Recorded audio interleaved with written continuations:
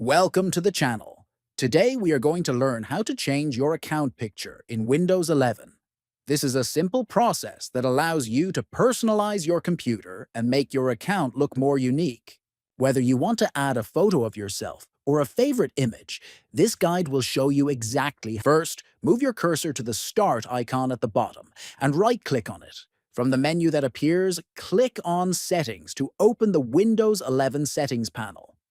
Next, in the Settings window, locate and click on Accounts. Then, click on your info. Here, you will see your current account picture, along with the option to change it. Click on Browse Files to select a new image from your computer. After that, choose the image you want to use and click Open. Your new account picture will immediately appear on your Windows 11 account. If you found this video helpful, please subscribe to the channel, like the video, and share it with others. Thanks for watching and stay tuned for more tutorials.